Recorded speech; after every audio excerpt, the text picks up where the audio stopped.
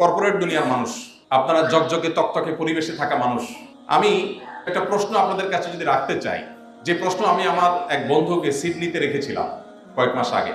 তিনি মস্ত বড় ইঞ্জিনিয়ার, বড় একটা কোম্পানিতে খুব হ্যান্ডসাম একটা স্যালারিতে জব করেন অনেক দিন থেকে। আমি তাকে বললাম, আচ্ছা ভাই বলেন তো, আপনি হ্যান্ডসাম একটা অ্যামাউন্ট পাচ্ছেন মান্থলি, আপনি অনেক পড়ালেখা করেছেন, অনেক কষ্ট করেছেন, এই সব কিছু করে আলটিমেটলি আপনি কি করছেন? বলেন যে কেমন কথা এটা, যে চাকরি করছি, ভালো একটা চাকরি করছি। তা বললাম, ভালো একটা চাকরি করছেন, এটা জিস্ট আমি যদি বলি, এক লাইনে যদি বলতে বলি, আপনি কি বলবেন, মানে আপনার অ্যাচিভমেন্টটা কি জীবনে? উনি কিছুটা চিন্তাগ্রস্ত হয়ে পড়লেন। আমি বললাম, আপনাকে আমি হেল্প করি। আপনি আসলে একটা কোম্পানিকে সার্ভ করছেন, বিনিময়ে আপনি কি পাচ্ছেন? বিনিময়ে কিছু ডলার পাচ্ছেন, যেটা দিয়ে আপনার ফ্যামিলি নিয়ে আপনি খুব ভালোভাবে জীবনটা পার করতে পারছেন। তাহলে এটা তো আপনার জীবন পার করার একটা মাধ্যম, যে আপনি একটা ভালো বাড়ি কেনার ব্যবস্থা করেছেন, ভালো একটা গাড়ি আছে, মান্থলি কিছু টাকা পয়সা পান, ফ্যামিলি নিয়ে খুব ভালোভাবে চলতে ফিরতে পারছেন। এটা তো আপনার চলাফেরা বা টিকে থাকার একটা চেষ্টা। হ্যাঁ, আমার চাইতে আপনি ভালোভাবে টিকে আছেন, পার্থক্য এটু। আমিও খাই, আপনিও খান, আমিও ট্রাভেল করি, আপনিও করেন, আপনি বিজনেস ক্লাসে করেন, আমি হয়তো ইকোনমিকে করি, পার্থক্য এটু। তো এখন আপনি যে টিকে আছেন, এই টিকে থাকাটা কি জন্য?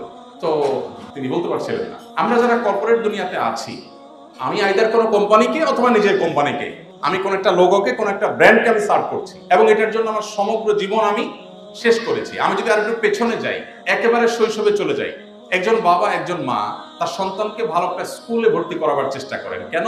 কারণ ভালো স্কুলে পড়ে ভালো রেজাল্ট করলে ভালো কলেজে যেতে পারবে। ভালো একটা কলেজে যাওয়ার চেষ্টাটা কেন থাকে? কারণ ভালো একটা ইউনিভার্সিটিতে যেতে পারবে। ভালো একটা ইউনিভার্সিটিতে গেলে কি হবে? ভালো একটা জব পাবে, সেজন্য ভালো একটা ক্যারিয়ার হবে সেজন্য। আচ্ছা, ভালো একটা জব পেলাম, ভালো একটা ক্যারিয়ারও হলো, এরপর কি চাকরি করব বা ব্যবসা করব, মান্থলি টাকা পয়সা আসবে, বুঝলাম।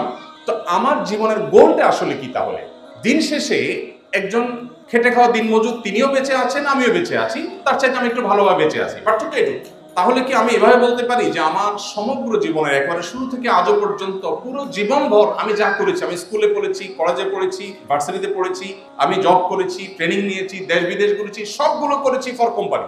কোম্পানিকে আমার সারা জীবন দিয়ে শেষ মুহূর্তে এসে আমি রিটায়ারমেন্টে গিয়ে এবার মৃত্যুর জন্য অপেক্ষা করছি।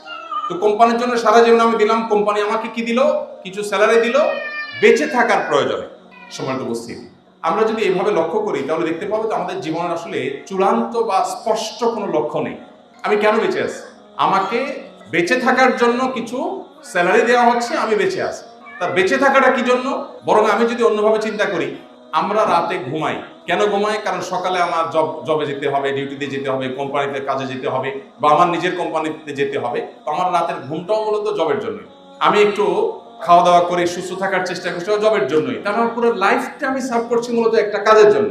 এভাবে একটা সিস্টেমের মধ্যে আমরা সবাই প্রবেশ করে গেছি। এমনকি দুর্ভাগ্যজনক বাস্তবতা হলো, এখন আমরা ফ্যামিলিকে সময় দেওয়ার সুযোগ পাই না, এবং যার কারণে প্রত্যেকটা পরিবারে এখন টাকা পয়সা, ভোগবিলাসের উপায় উপকরণ, আমাদের সামাজিক মর্যাদা ইত্যাদি, এগুলোর কমতি আমাদের না থাকলেও সুখ এবং মানসিক প্রশান্তির বড় বেশি অভাব।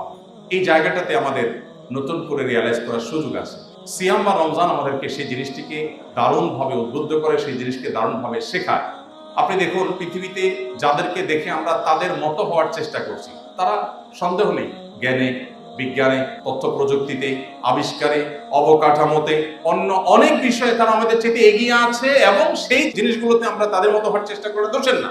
কিন্তু কালচারের কথা যদি আপনি বলেন, তো আমি নির্দ্বিধায় বলতে পারি, আপনি যে কালচার ধারণ করেন অ্যাজ এ মুসলিম, আপনার সে কালচারাল দিক থেকে আপনি ওর চাইতে, ও যদি জাগতিক বিষয়গুলোতে আপনার চাইতে 200 বছর এগিয়ে থাকে, তো আপনি কালচারাল দিকগুলোতে, পারিবারিক সুখে, দাম্পত্য শান্তিতে আপনি তার চাইতে 400 বছর এগিয়ে আছেন। আমরা আমাদের সমাজের স্বামী স্ত্রীর মধ্যে যে ভালোবাসাটা দেখি, তারা এগুলো তো কল্পনা করতে পারে না। আপনার আমার চাইতে ভালো জানেন এগুলো। তাদের ব্যাপারটা বেশিরভাগই হলো অনেকটা রুমমেট বা ম্যাচমেটের মতো। যে ঠিক আছে আমি ইলেকট্রিসিটি বিল দিচ্ছি, তুমি গ্যাস বিল দাও, আমি পানি বিল দিচ্ছি, তুমি বাজার খরচের টাকাটা দাও। এ হলো তাদের অবস্থা। আমাদের পারিবারিক জীবনে যত অশান্তি থাকুক না কেন, দিন শেষে একজন স্বামীর সাথে একজন স্ত্রীর যে বন্ডিং, যে ভালোবাসা, এটা আসলে তারা কল্পনা করতে পারে না। আমাদের সমাজে এখনো সন্তান বাবা মাকে, এই অধঃপতনের পরও এখনো সন্তানরা বাবা মাকে যতটা ভালোবাসে, বাবা মার সন্তানকে যতটা ভালোবাসে, তারা তো এগুলো চিন্তা করতে পারে না। আমাদের এই সুখের জায়গাটাতে আমরা অনেকেই খুব যথাযথভাবে আমাদের উপলব্ধিটা সেভাবে আমাদের হয়ে উঠছে না, এবং আমরা হীনমন্যতায় ভুগি। অ্যাজ এ মুসলমান আমাদের ইসলামের চর্চাটা যেমন বাড়ানো দরকার, ইসলামটাকে বোঝা দরকার, ইসলামটা আমাদের পরিবারের মধ্যে খুব চমৎকার ভাবে গেঁথে দেওয়া দরকার এবং চর্চাটা বাড়ানো দরকার। এর ফলে কি হবে? আখিরাতের শান্তি তো পরে, আল্লাহ বলেছেন ওয়াল আখিরাতু খায়রুম ওয়া আবকা, সেটা তো পরে আসবে।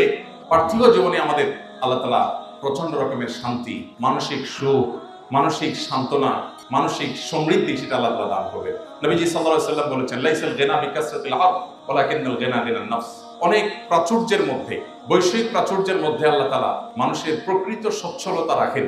প্রকৃত সচ্ছলতা হলো মানসিক মনের সচ্ছলতার মধ্যে। একজন ধরুন তার দুইটা ছেলে বা একটা ছেলে একটা মেয়ে, দুজনকে পাঠিয়ে দিয়েছেন বিদেশে পড়ার জন্য।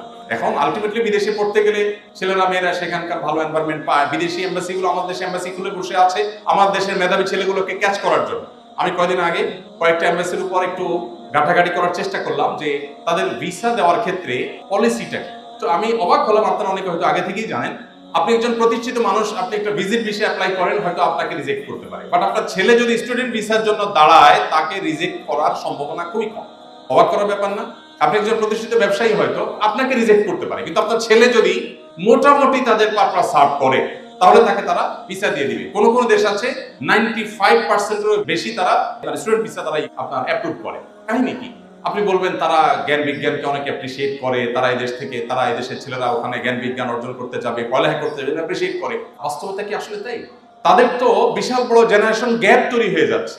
তাদের বিবাহ বহির্ভূত সম্পর্ককে তারা স্বাভাবিক করার ফলে তাদের দেশে প্রণোদনা দিয়ে, পৃথিবীর এমন একটা উন্নত দেশ হয়তো আমরা খুঁজে বের করতে পারবো না যেই দেশ সন্তান জন্ম দেওয়ার জন্য প্রণোদনা দেয় না।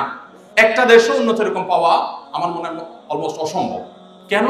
টাকা দিচ্ছে, পয়সা দিচ্ছে, মান্থলি বাধা দিচ্ছে, এটা দিচ্ছে, সেটা দিচ্ছে, কিন্তু সন্তান জন্মের হার বাড়ছে না। ওই যে মানুষের টেন্ডেন্সি নষ্ট হয়ে গেছে, যার ফলশ্রুতিতে আপনার দেখা যাচ্ছে যে খুব ভয়াবহ একটা জায়গায় তারা চলে আসছে। আমরা কিন্তু সেই ক্রাইসিসে নাই, তারা যে ক্রাইসিসে আছে। তো এই যে ব্যাপারটা, এই জায়গাগুলো আমাদেরকে নতুন করে ভাবতে শেখায় যে কালচারালি আল্লাহ তাআলা আমাদেরকে অনেক ভালো জায়গা রেখেছে।